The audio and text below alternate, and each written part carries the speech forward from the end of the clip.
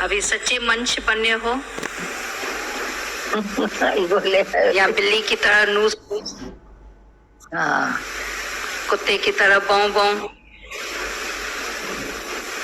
कितने स्वभाव बताए। बकरी की तरह बैं बैं, सारा टाइम बैं बैं होती रहती है। कितना बोलते हो,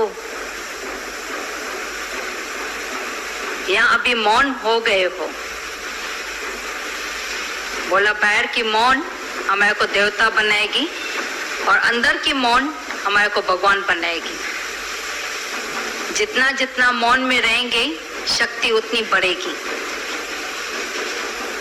बोलकर हम अपनी शक्ति को कितना वेस्ट करते हैं और उसकी कोई वैल्यू नहीं रहती है। बोलने वाले की कोई वैल्यू नहीं रहती है। बोलेंगे ये तो बोलता रहता है, पर जो मौन में है, अचानक उसने कुछ बोला होगा तो ध्यान दिया जाएगा, अरे इसने क्या बोला, ध्यान तो दें। जरूर कोई मतलब की बात कही होगी, सुनने योग्य बात कही होगी, पर जो ऐसे ही बोलता रहता है उसकी कोई वैल्यू नहीं। मालूम है कि ये बोलते ही रहता है। Speech is silver while silence is gold, proverbs बोला जाता है। पर हम अपने जीवन में कितना वो रहते हैं मौन में। कभी बोला ना, समझो कोई बाहर से तो मौन है पर उसका रोआ रोआ बोल रहा है। जो घर में हिटलर होते हैं ना, पावरफुल दादागिर, बाहर से मौन रखेंगे, उसके रोआ रोआ बोलने लगेगा। पांव से टप टप करके चलना, भाई बहू सोई पड़ी हो जाग जाए, भाई मैं सास जागी हुई हूं। या समझो कहां पर बहू इतनी पावरफुल है, सास बेचारी सोई हुई होगी, इतना जोर से वो चलना वो होगा, टक टक करके बर्तन को ठकाठुकी, भाई जैसे दूसरे की नींद फिट जाए। तो अंदर में जो ये है जीव भाव की निशानियां, मैं कुछ हूं, न बोलते हुए भी सब कुछ बोल लेता है। और एक ज्ञानी की देखो मौन, उसके वाइब्रेशन कितने दूर दूर तक फैलते हैं। वाइब्रेशन तो दोनों के फैलते हैं। जो क्रोधीनाथ है उसके भी वाइब्रेशन फैलेंगे। उसके पास में बैठो लगेगा कि इधर से उठ के जाए। इसके वाइब्रेशन बहुत ऐसे हेवी लग रहे, ठंडे नहीं है, शीतल नहीं है। शीतलता उसके वाइब्रेशन में है ही नहीं। और जहां पर ज्ञानी है उसके कितना भी दूर बैठो तभी भी लगेंगे वहां से ठंडक के वाइब्रेशन आ रहे, शीतलता के वाइब्रेशन आ रहे। तो कितना फर्क हो जाता है सत्संग में आने के बाद। कितना मन पर इंद्रियों पर कंट्रोल, जितना जितना हम अपने मन पर इंद्रियों पर कंट्रोल करेंगे उतना उतना देवता बनते जाएंगे। पहले देवता तो बने, उसके बाद भगवान बनना इजी हो जाएगा, पर पहले देवता तो बने। देवता तक बनने में भी कितना पुरुषार्थ लगता है। तभी वो गुरु के पास आता था, गुरु रोज उसको बोलता था शल मंच बनी, शल मंच बनो। आखिर एक दिन गुस्सा आया शिष्य को, गुरु को बोल दिया, क्या गुरु मैं मंच नहीं हूँ क्या? आपको मैं क्या लगता हूँ जो रोज रोज आप मेरे को बोल रहे शल मंच बनी? बोला आज तुम्हारे अंदर में ये प्रश्न उठा है तो मैं तेरे को एक कैमरा देता हूँ, दूरबीन देता हूँ। दूरबीन से जाकर सबको देख। किसको देखा बिल्ली की तरह लग रहा था, किसको देखा तो शेर की तरह दहाड़ रहा है उस दूरबीन से, किसको देखा कुत्ते की तरह, किसको देखा तो सुअर की तरह जो सब जानवर वैसे उसको दिखाई दिए, और बोला उसी दूरबीन से तुम मेरे को देखो और अपने को देखो। अपने को आईने में जाकर उस दूरबीन से देखा तो अपने को मनुष्य दिखाई दिया, भाई मैं सच्चा मनुष्य अभी बना हूं। फिर गुरु को देखा, बोला वो तो साक्षात भगवान है। तो बोला कितना फर्क हो जाता है सत्संग में आने के बाद, कितना अपने स्वभाव को भाव से जितना जितना हम वश करते जाएंगे। बोला सबके स्वभाव आउट लगे पड़े थे, क्योंकि कंट्रोलिंग पावर था ही नहीं। बैड कंपनी, बैड वो जहां पर बैठते हैं एटमॉस्फेयर, उसकी वजह से ये जीभ भी बाहरमुखी हो गई। बोल लिया ना, क्या हुआ, किसको कुछ भी बोल लिया, अंधा बोला, काना बोला, टेढ़ा बोला, ये बोला, वो बोला, सब कुछ बोल दिया। पर सत्संग में आने के बाद माइंड योर लैंग्वेज, अंदर में आता है ना, माइंड योर लैंग्वेज, अपनी भाषा पर कंट्रोल। तुम्हारी भाषा कैसी है, तुम्हारे मुंह पर ये शोभायमान देता है, जो बोलता है वो शोभायमान देता है। द्वेष द्वेष जो भी करके आते हैं वो तुम्हारे मुंह पर शोभायमान देता है। तुम किस गुरु के बच्चे हो? पहले तो माँ बाप, उनकी पिटाई होती रहती थी, जहां तहां बदनामी होती रहती थी, किस माँ बाप के बच्चे हो? फिर अभी माँ बाप बेचारे छूट गए। जिस दिन से तुम सत्संग में आए, अभी समझो तुम्हारे कोई भी संस्कार स्वभाव रॉन्ग या राइट अच्छे होंगे, अरे गुरु ने इसको देखो क्या बनाया है, गुरु की वाह वाह होती है। जब रॉन्ग स्वभाव होते हैं, संस्कार होते हैं, वहां पर भी गुरु की बदनामी होती है। वे किस गुरु के हैं? इसके अंदर से द्वेष द्वेष तो निकला ही नहीं है, ब्याही तो निकली नहीं है, अभी भी तू मां लगी पड़ी है, अभी भी राग द्वेष है ही है। क्या हुआ?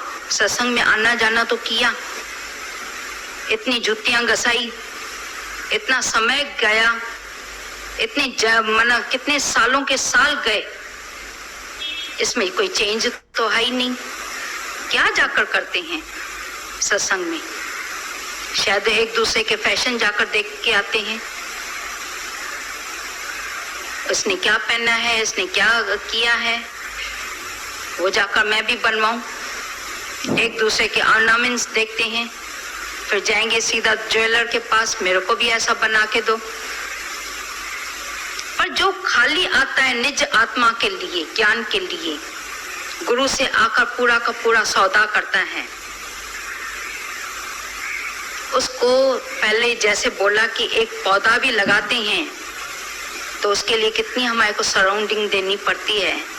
आजकल तो हम लोग बॉम्बे में देखते हैं, सराउंडिंग तो लगा दी, उसके बाद भी कपड़ा लगा देते हैं, जैसे कोई भी भेड़ बकरी की नजर भी नहीं जाए कि यहाँ पर पौधा लगा हुआ है, नहीं तो कहां से मुंह मारती रहेगी। इतने तक तो हमने भी ज्ञान का पौधा तो लगाया है, उसके लिए हमने सराउंडिंग कौन सी दी है? अपने मन पर कंट्रोल, आंखों पर कंट्रोल, कानों पर कंट्रोल। बेशलन मैं दूसरे किसी की बात सुन लूं, बोला ये देवता मिले हुए हैं, इन देवताओं से हम क्या करते हैं? मुख से हम द्वैत की बात करते हैं, नाम रूप की बात करते हैं, या उस पर अभी मेरा कंट्रोल हो गया है। आंखों से हम क्या देखते हैं? नाम रूप देखते हैं, रॉन्ग राइट देखते हैं, या भगवान ही देखते हैं। इतना हमारे को अपने इंद्रियों पर कंट्रोल। फिर बोला कानों से हम क्या सुनते हैं? द्वैत की भाषा, द्वैत की बोली, वो सुन लेते हैं। तो बोला जितना हम सुनेंगे, कचरा डालते जाएंगे कानों से भी, कानों के द्वारा अंदर में चिंतन चलेगा। तभी बोला जिज्ञासु के ऊपर कितना अंदर में रखा जाता है। इन देवताओं से हम द्वैत की बात नहीं करें। तभी क्या हुआ था, एक बार राजा शिकार करने गया। राजा भी था, उसका वजीर भी था, उसका सिपाही भी था। शिकार करने गए, शिकार करते करते एक दूसरे से बिछड़ गए। बिछड़ जो गए, संध्या हो गई, लौटने वाले थे अपने घर में। अभी लौटे तो कैसे लौटे, क्योंकि हर बात में राजा को वजीर सलाह देता था, ये रास्ता कहाँ पर जाता है, कैसा होता है, क्या कहाँ पर पहुंचने का है। भटक गए। रास्ते में देखा एक सूरदास बैठा है। राजा ने उससे पूछा, हे प्रज्ञा चक्षु, यहाँ से कोई गया क्या? बोला, हे राजन, यहाँ से कोई भी नहीं गया। वो आगे निकल गया राजा। इतने में वजीर आया। वजीर ने देखो उनकी भाषा, उसने कहा आंखों से बड़े, भाई यहाँ से कोई गया क्या? अखिन सजा, जैसे जिसमें सिंधी में बोलते हैं अखिन सजा, यहाँ से कोई गया? तो उसने कहा कि हे वजीर, यहाँ से राजा जी गए हैं, थोड़ा आगे राजा गए हैं। इतने में सिपाही आया। सिपाही ने उसको देखो क्या बोला, हे अंधे, यहाँ से कोई गया क्या? बोला, हे सिपाही, यहाँ से राजा और वजीर दोनों गए। ठीक है, एक जगह आकर तीनों ने आपस में ढूंढ लिया। ढूंढ तो लिया, फिर आपस में बात होने लगी। बोला, ये था तो सूरदास, फिर इसने कैसे हम लोगों को पहचाना कि ये राजा है, ये वजीर है, ये सिपाही है?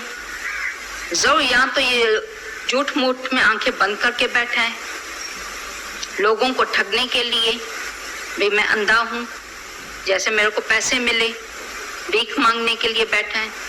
बोला, हम लोग आपस में इतना बहस बैठ के करें, इससे तो अच्छा चल के पूछें उससे। आकर पूछा राजा ने पहले, आपने मेरे को कैसे जाना कि मैं राजा हूँ? बोला, बादशाह से। राजा होते हैं खानदानी, बड़े घराने के होते हैं। खानदानी की भाषा कौन सी होती है, कैसी होती है, उसमें से मालूम पड़ता है कि ये राजा है। और वो जो वजीर होते हैं थोड़ा कम, तभी उसकी भाषा दूसरी थी। सिपाही तो होते ही हैं थर्ड क्लास के, रोड छाप, तो रोड छाप वाले की भाषा कैसी होगी, वैसी भाषा होगी ना। तो बोला, अब भी देखो, फिर सत्संग में आकर जितना जितना ज्ञान में तुम भरपूर होते जाओगे, इतना भरपूर होते जाओगे, तो तुम्हारे अंदर की लैंग्वेज कौन सी निकलती है। तभी बोला, माइंड योर लैंग्वेज। किसको भी रॉन्ग राइट बोलेंगे, ये तो अंधे हैं, ये तो ऐसे हैं, ये तो ऐसे हैं। हर्ट करना शब्दों से, मन वचन कर्म से किसको हर्ट करना, अभी वो नहीं होगा। तो जितना जितना अंदर में हमारा ज्ञान जाता है, इतनी इतनी हमारी भी रहनी सुधरती जाती है, बनते जाते हैं। तो पहले देवता बनते हैं, उसके बाद भगवान। मौन अक्षर से इतना सब चला।